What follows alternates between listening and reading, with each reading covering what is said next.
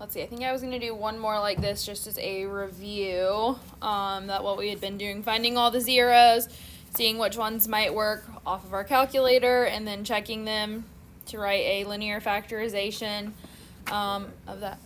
What? So the one you just showed, to find all the zeros one.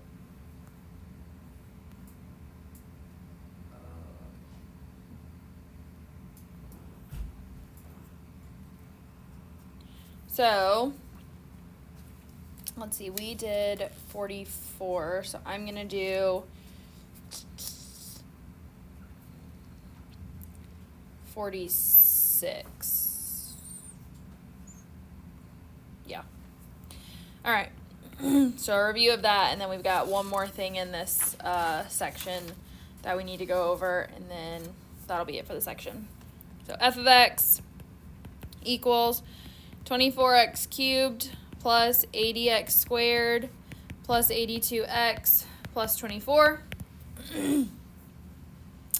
So finding all possible zeros, we do factors of your constant term over factors of your leading term. So factors of 24, top and bottom. And remember, everything is plus or minus. I'm just not going to say it every time because that gets to be a lot. So what are some factors of 24?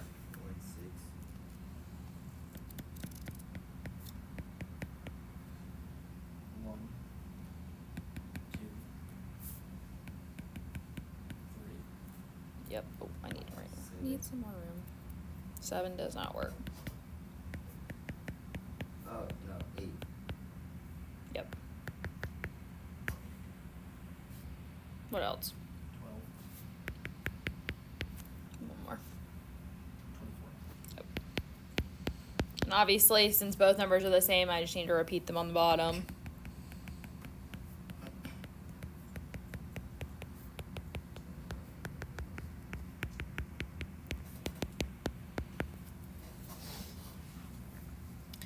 All right, so there's probably going to be a lot of different ones here. Remember, if we have any duplicates, we will not write them twice, okay?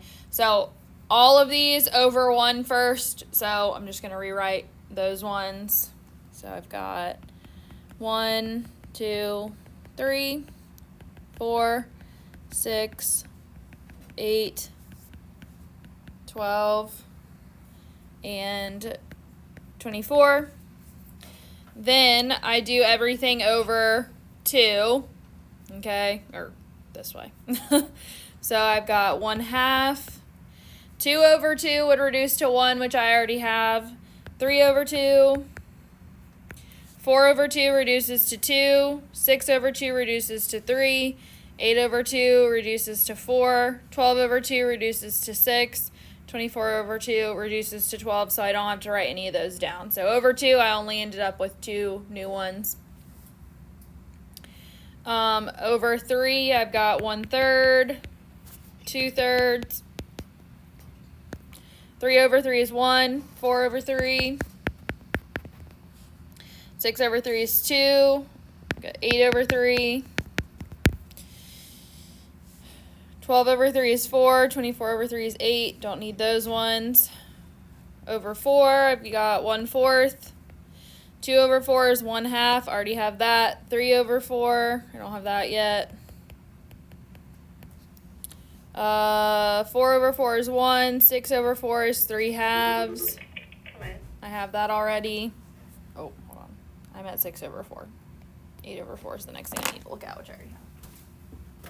Hello?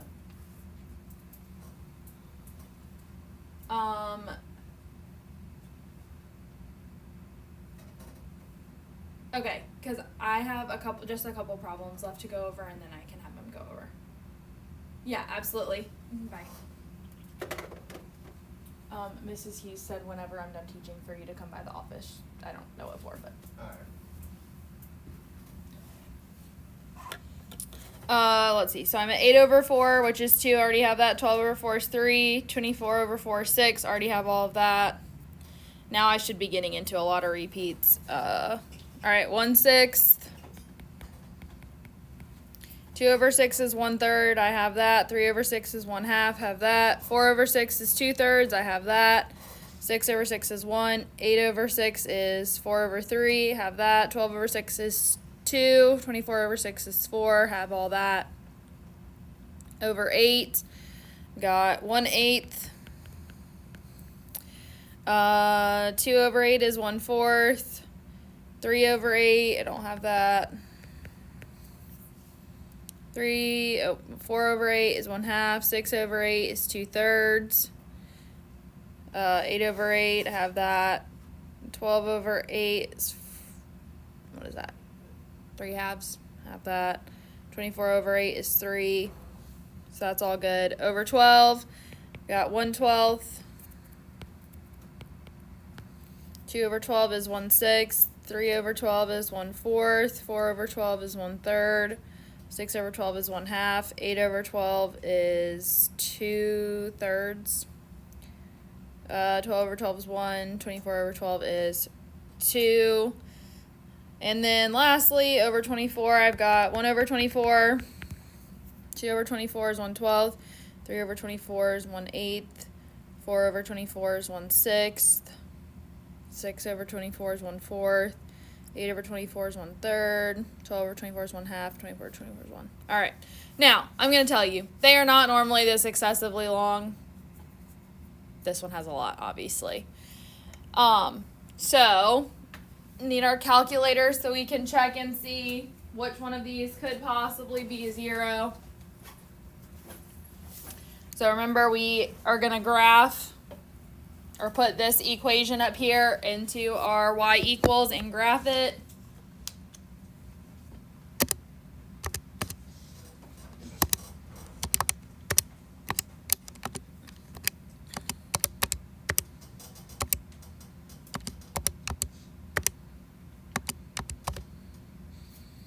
Remember, once you put it in, we hit zoom 6 for zoom standard.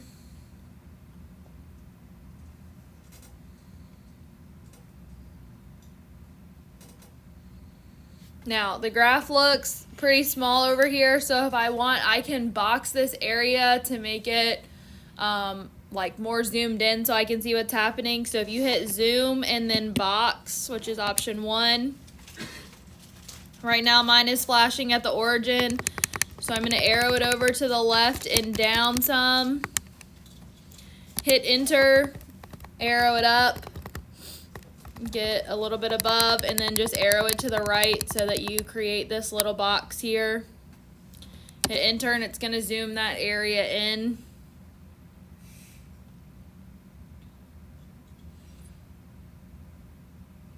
So it looks like it crosses in 3 spots and none of them are on something that's spot on. This one kind of looks like -1/2 here, I would say, so we'll try that one. These ones over here, a little bit bigger than 1. Say like maybe 1 1/3, so maybe 4/3 or -4/3 is possible.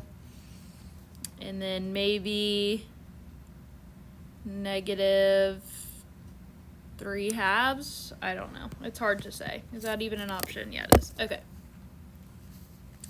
I'm going to start with -1/2 because I feel like that's probably the most realistic one that it could be. So, and if that one doesn't work, I'm going to show you a trick for us to check so that we don't have to do like an excessive amount of math to try all these numbers that it could possibly be that we're not sure if it is or not. So I'm going to do synthetic with -1/2. So I've got 24, 80, 82, and 24. So bring down 24 times -1/2 would be -12 plus 80 would be -68, or no, +68. Times a -1/2 would be -34. 82 minus 34 Be 48 times negative 1/2, negative 24. Oh, beautiful. That works out nicely. Gives me a 0. So that means that a factor is x plus 1/2. Remember, we have to do the opposite sign when we're doing our factors. So that's one of them.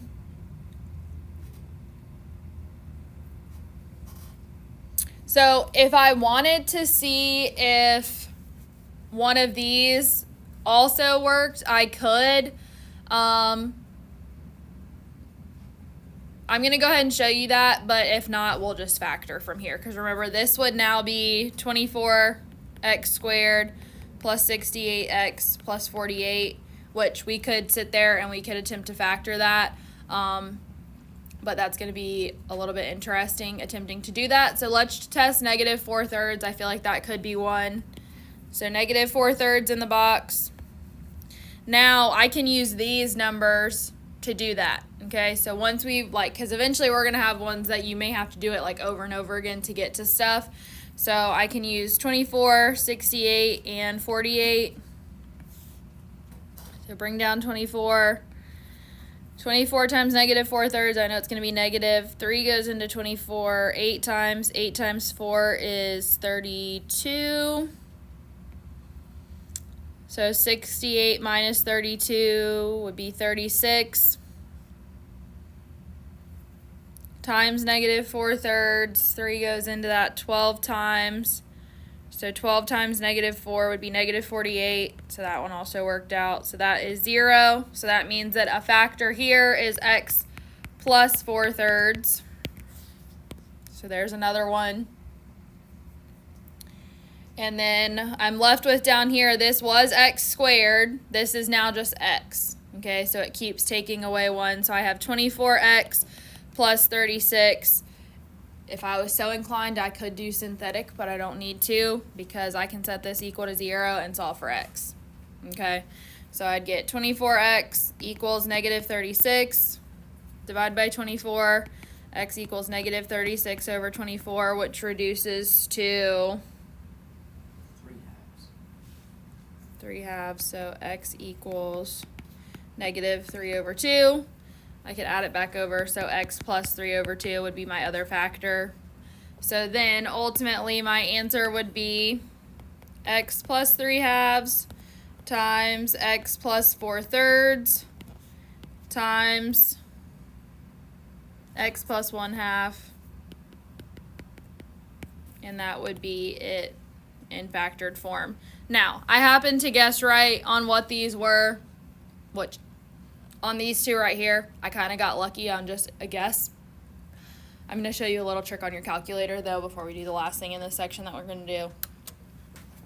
So go back to your graph that you had. If it left your screen, if you just hit the graph button, it will come back.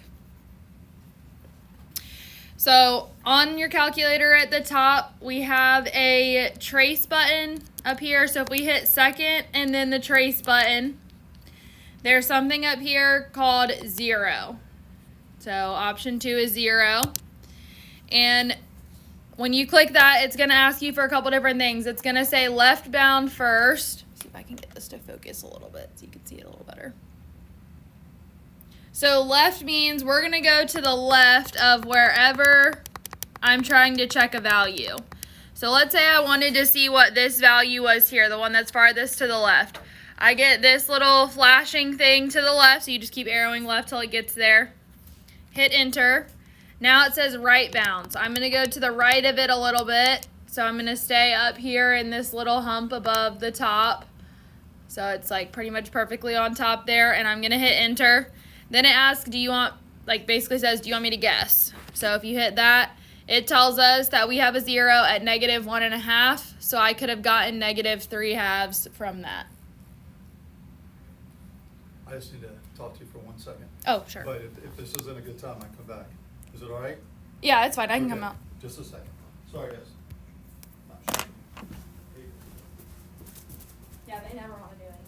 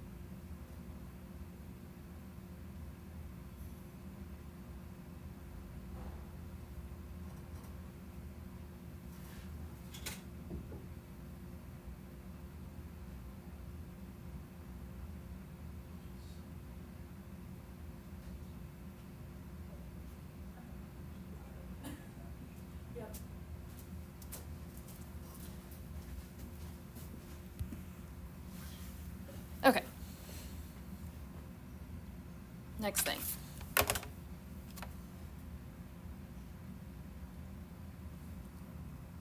Did we finish talking about this? Slash, were all of you able to do this? Okay. Now, I will say, just your calculator will tell you if something is a 0 or not, but that doesn't mean that you can just skip doing the synthetic division to show that. Okay, but that'll just kind of help you if you ever have something, there's like a million of them like this, so you don't have to check them. I had a student who had transferred from public school that had done these at public school, and their teacher didn't let them use the calculator to find where the zeros might be, and they had to do synthetic division on all of these.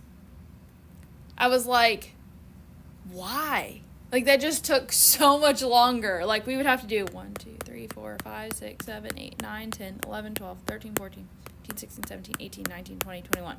We'd have to do 42 sets of synthetic division, potentially, if you start here and you just work your way across. If you know absolutely nothing. Which would be awful. So we use a calculator, in case you want to appreciate your calculator a little bit more.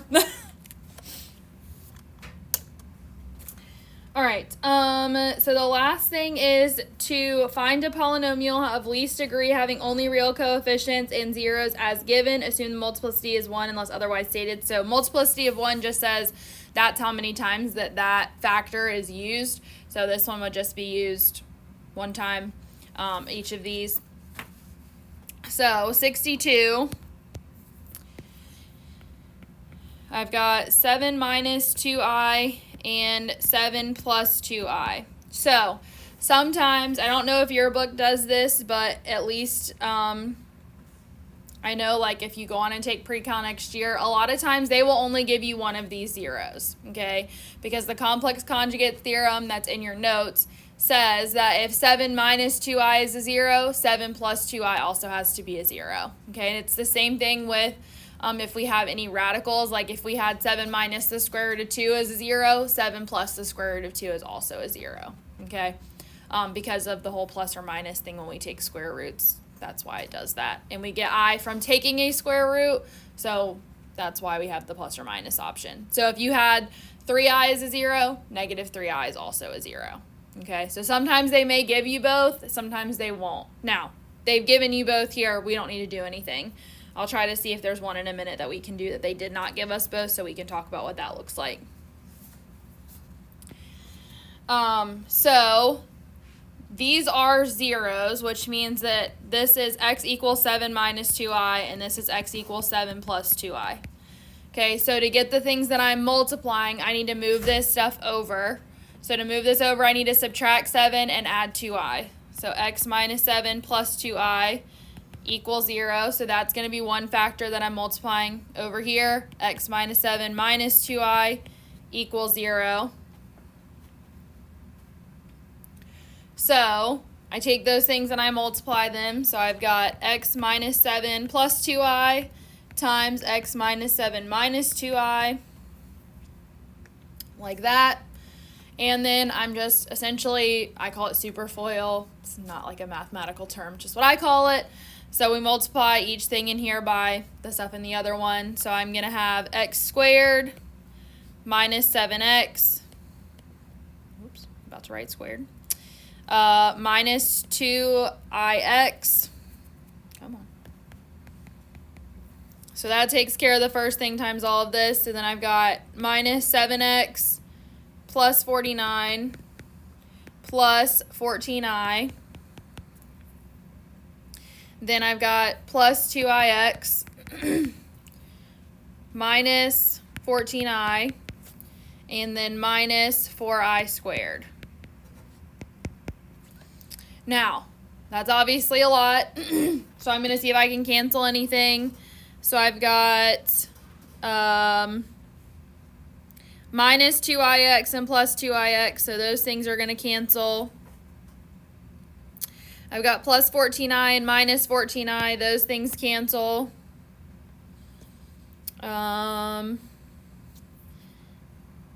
Anybody remember what I squared is equal to? 1. negative 1. So negative 4i squared would be equal to positive 4 because that would be negative 4 times negative 1, so that's positive 4. Then I just need to simplify this, so I get x squared minus 14x plus 53 as my final answer on that. Okay, so that would be in factored form of that, like, or we've put it into standard form to write the polynomial. So when you're done with a problem that involves i's to begin with, when you're done at the end of it all, you should not have any i's left. Okay. All right. 68. 3 plus 2i, negative 1, and 2. So they've given us 3 zeros, but notice they've given me 3 plus 2i. I also need 3 minus 2i. Okay? So these are all, remember, x equals, so I'm not going to rewrite that part. I'm just going to move this stuff over. So I'm going to have x minus 3 minus 2i. I'm just going to go ahead and write them as factors. Move this one over, x plus 1. Move this one over, x minus 2. Then move this stuff over, x minus 3 plus 2i. So I have to change the signs on those when I move them over. Now, what I would do is I would actually move this last one up here in front with this one so I can multiply those two things, because that way I'll get all my I stuff canceled first. That's a personal preference. You don't have to do it that way, but it will help shorten your multiplication process at the end of it all. So I'm going to rewrite this as x minus 3 minus 2i times x minus 3 plus 2i times x plus 1 times x minus 2. So now I'm going to multiply these two things, and I'm going to multiply these two things at the same time so that I don't have to like elongate the problem any more than it already is going to be. So here I've got x squared minus 3x plus 2ix, then minus 3x plus 9 minus 6i, and then minus 2ix plus 6i minus 4i squared. So that's all just the first part. So I'm going to put little brackets around that so that I can keep that separate. And then I'm going to multiply these two things and then just put it in brackets as well. So that's x squared. This would be minus 2x plus x, so that's minus x in the middle, and then minus 2. So that one's nice and simple, but you can see that way I can just do that, and then I can just bring that stuff down if I'm multiplying in groups of 2. So then canceling stuff here, I've got plus 2ix and minus 2ix.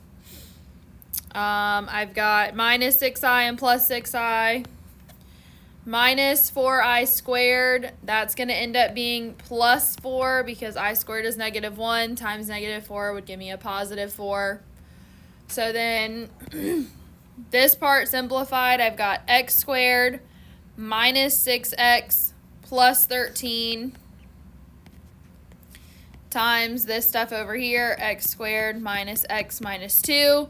And then now I can just superfoil and work this out. So I would have x to the 4th minus x cubed minus 2x squared minus 6x cubed plus 6x squared plus 12x plus 13x squared minus 13x minus 26.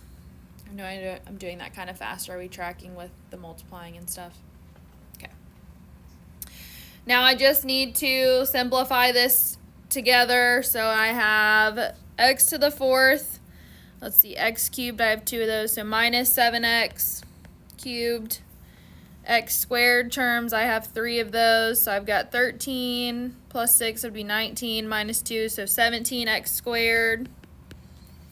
Then just x terms, I have 12x minus 13x, so minus x, and then minus 26 at the end, and that would be my final answer. Now, the other way to know that you've done this correctly is, notice this is an x to the 4th polynomial, okay? If I go up here, I have 1, 2, 3, 4 zeros, so that makes sense. You can never have a greater x power than the amount of zeros that you have. Okay, now sometimes you may not, well, that's not always a completely accurate statement, but if I have 4 zeros, it can't be like, I can't have more zeros than I have powers of x, basically. Okay, sometimes something may be repeated, but they told us everything was a multiplicity of 1. So when they told us that, that has to be the case. Okay. All right, so let me add a few problems to what you had. I don't remember what the last thing I gave you was. Let me find it. 41. So I'm going to add on 43. So that'll be one with a number at the end and a number in front when you're finding all your zeros, so that you have to work that down a little bit. And then 61.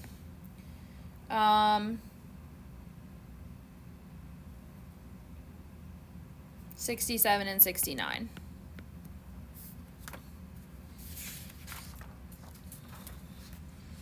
And we'll do 3